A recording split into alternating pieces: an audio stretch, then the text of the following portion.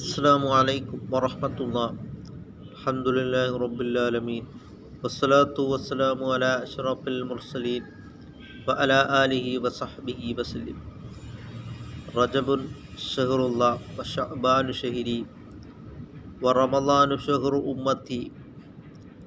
റജബ് അള്ളാഹുവിൻ്റെ മാസമാണ് എന്നും വിശുദ്ധമായ ശഅബാൻ മാസം സയ്യിദുനാ റസൂൽ കരീം സല്ലല്ലാഹു അലൈഹി വസല്ലമ തങ്ങളുടെ മാസമാണ് എന്നും പുണ്യങ്ങളുടെ പൂക്കാലമായ വിശുദ്ധ റമളാൻ എൻ്റെ ഉമ്മത്തിൻ്റെ മാസമാണ് എന്നുമാണ് സയ്യിദുനാ റസൂൽ കരീം സല്ലല്ലാഹു അലൈഹി വസല്ലമ തങ്ങൾ പറഞ്ഞിട്ടുള്ളത്.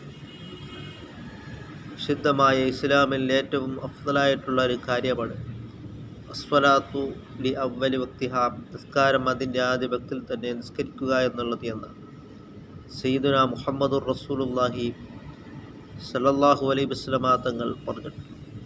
അതുകൊണ്ട് ഒരു നിസ്കാരത്തെയും നാം ഖദാ ആക്കാതെ എല്ലാ നിസ്കാരങ്ങളെയും നാം പരമാവധി ജമാഅത്തായിട്ട് തന്നെ നാം നിർവഹിക്കുവാൻ നാം ശ്രമിക്കുക.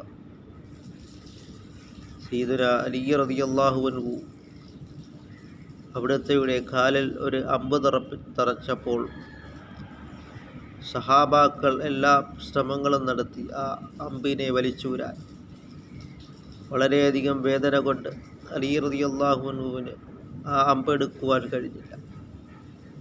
പിന്നീട് അവസാനം അലി റളിയല്ലാഹു തആല അൻഹു തന്നെ പറഞ്ഞു, ഞാൻ നിസ്കരിക്കുമ്പോൾ നിങ്ങൾ ആ അമ്പ് വലിച്ചൂരുവാൻ. സുന്നത്ത് നിസ്കരിക്കുന്ന സമയത്ത്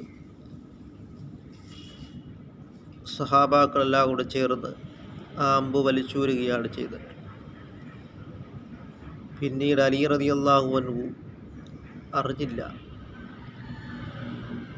അമ്പ് വലിച്ചൂരിയതിൻ്റെ വേദന അറിയുകയുമില്ലായിരുന്നു. അതായിരുന്നു അലി റളിയല്ലാഹു അൻഹുവിൻ്റെ നിസ്കാരം. അതേസമയം നമ്മുടെ നിസ്കാരത്തിൽ ദുനിയവിയായിട്ടുള്ള കാര്യങ്ങൾ എല്ലാം ശ്രദ്ധിക്കുന്നത് അവരുടെയും നിസ്കാരത്തിലാണ്.